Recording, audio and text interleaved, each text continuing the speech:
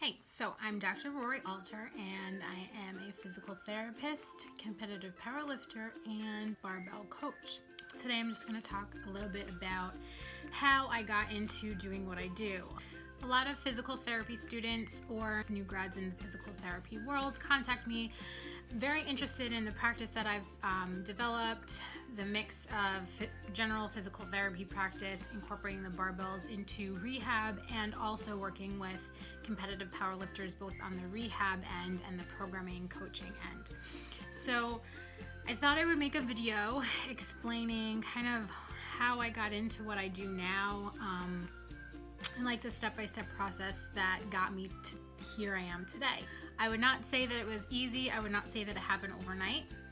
You definitely want to come out of school, work in an outpatient sports orthopedic environment, learn from physical therapists of any kind that have been in the field for a long time, develop your skills, develop your evaluation skills, develop your manual therapy skills, develop your exercise skills, and learn what it's like to work in a physical therapy practice. Working for some period of time in someone else's practice is going to help you learn the ins and outs of patient management, business management, how the operations of the business work.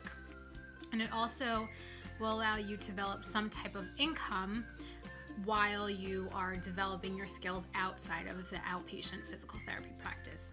During that time, you should educate yourself.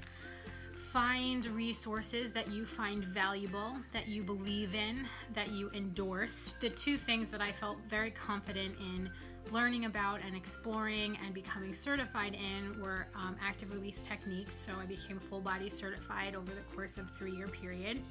And I also sought out the starting strength coaching certification. Now, I particularly chose starting strength because I believe in the science behind it, the physics, the biomechanics behind it, and the philosophies behind programming. So that's something that I believe in and I chose to learn. That's not to say that you need the starting strength certification to do what I do. However, when people come to me and ask me how I develop my coaching eye, how I develop my programming strategies, how I develop my assessment skills in terms of the barbell lifts, the squat, the bench, the deadlift, the overhead press, that is how I developed my eye for understanding the barbell movements. My evaluation skills were developed through my physical therapy practice in combination with the starting strength model.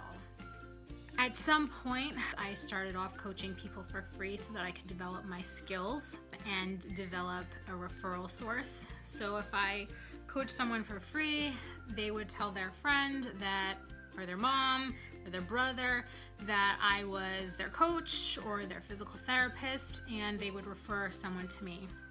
So just developing your network and developing your skills.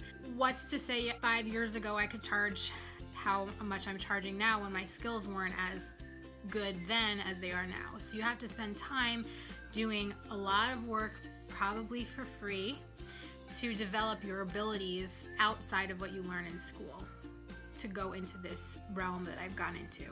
So I coached for free, I programmed for free. I also just started doing general personal training outside of the practice that I was working in.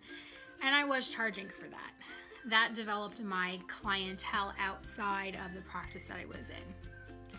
At some point, I felt confident enough to start offering programming and coaching remotely.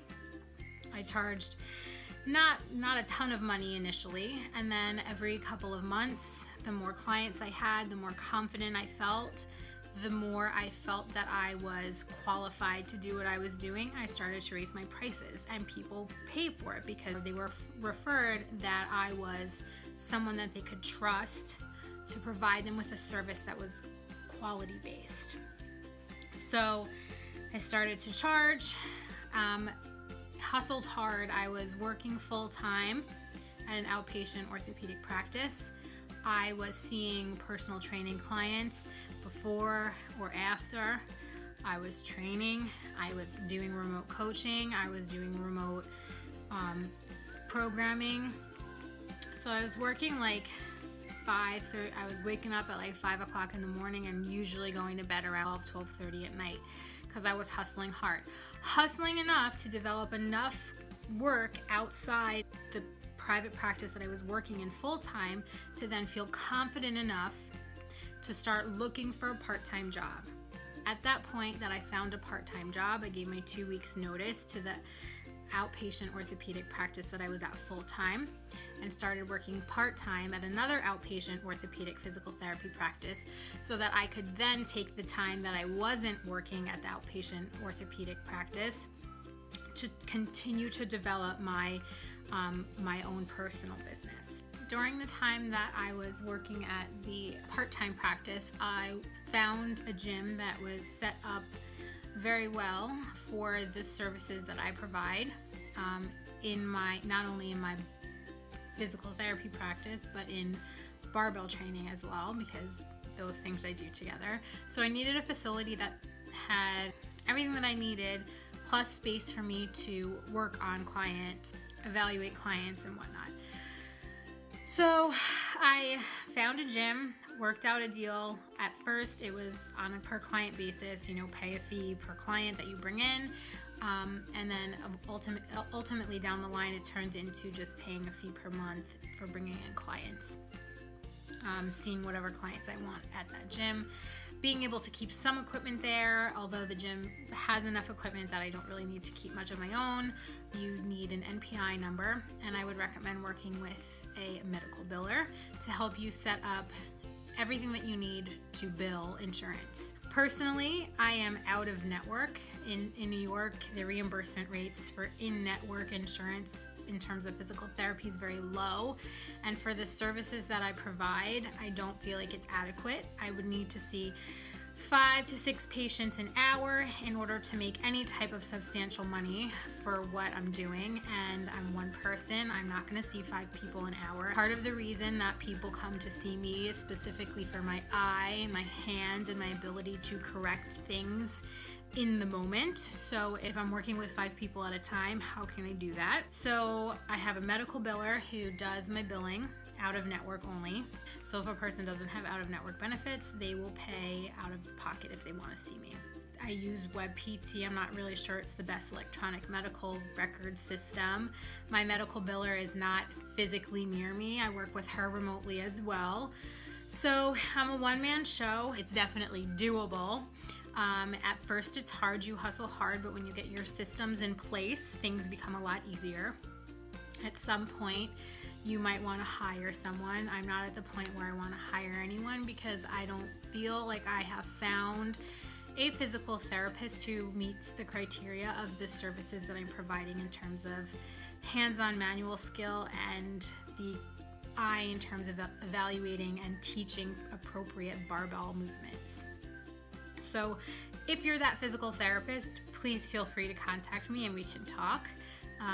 But for now, it's just me. I haven't found anyone in this area who does exactly what I do, which is kind of cool because I am a specialist in my area. So most of the people in this area come to see me in terms of barbell rehab.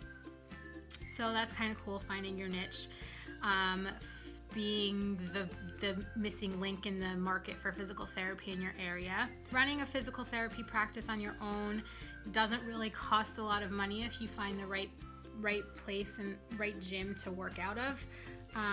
All I need is my table for evaluations. I do have those like Chinese paper walls that I can put up if we do need more privacy. I always ask the patient before the evaluation if they would like me to put the walls up. Most of the time everyone's okay with just sitting on the turf on the table. Of course, it's at the patient's comfort as to what they want to do. If they need the walls go up. If they don't need the walls, then the walls stay back. So what do you need to start your own little physical therapy practice? Well, you need a little gym that will allow you to either pay a monthly fee for rent or pay on a per person basis. You need an electronic medical record system. It can be as simple as Google Documents, or it can be something like WebPT, or there are much more extensive ones that are better for large practices, but as a small practice, WebPT will definitely work just fine. You need a table, and you also need a medical biller. Unless you want to do the medical billing on your own. However, I don't feel comfortable doing that. I don't have time because of the remote coaching that I do. I have a cash bag. You need a cash bag and a computer, and you need referral source. That's it. So wait, how many things is that? Gym, electronic medical record, biller, table, credit card terminal, cash bag, computer. 7 things in your hands. 8. That's pretty much it. It's quite simple, and then I work from home. I have my little office. I do my notes here. I sometimes call myself the remote therapist because I'll park myself in a Starbucks, do all my notes, and go home for the day. There you go. However, my business isn't just physical therapy in person. It's remote coaching and rehab coaching for powerlifters, competitive powerlifters. So that's even cheaper to run. All you need is a computer and your hands. But all of that, the remote coaching skills and the remote rehab skills, would not be possible without developing my in-person skills first and foremost. I mean, it's very easy to say I can just leave working with people and work entirely remotely. However, working with people keeps you fresh. It keeps your skills, keeps your skill set fresh. It keeps your eyes fresh. It helps you problem solve for things that you see in person that you might see on a video, and you might figure out the way to correct it in person and remember those cues and use them remotely, whether it's typing or talking to someone remotely. So to be a very good remote coach and to have very good video analytical skills remotely, the in-person skills need to be there and in place first. So hustle hard. It takes a long time. I wouldn't say it takes a long time. Like, I probably did this over the course of 2 years. Not even, maybe like a year and a half, where you're at a point in your career, you're no longer comfortable making $65,000 a year working for someone else. Something's got to light that fire under your ass, whether it's financial reasons, it's how you're treated working in that environment, underappreciated, overextended, whatever. Hustle hard on the outside to develop your network on the outside. Once that network and your skill set is developed to a point where you feel comfortable to work less because you have more income being generated on the outside, then you either quit or find a part-time job. Continue to develop your skills or your network while you're working part-time, and then at some point break free from the part-time job and work entirely for yourself. And you just have to keep working at it, and every time you're uncomfortable or you want more, you need to work harder to get it, and then put systems in place to make that level that much easier so that you can move on to the next level. So I know this video is my first video that I'm putting out there. I hope it was helpful. It's just my journey. I think everybody's journey is unique, but hopefully sharing my journey can help inspire you to step off onto your journey. So find something you're passionate about, something that you believe in, something that works with your internal philosophies and external techniques, and put it together and make a whole. If you have any questions or are interested in what I do, please feel free to shoot me a message on Instagram, on Facebook, leave a message in the comments below, or shoot me an email at info@progressiverehabandstrength.com, or you can use the contact link through the website, progressiverehabandstrength.com, and I will be sure to get back to you. If it's not within 24 hours, I will get back to you.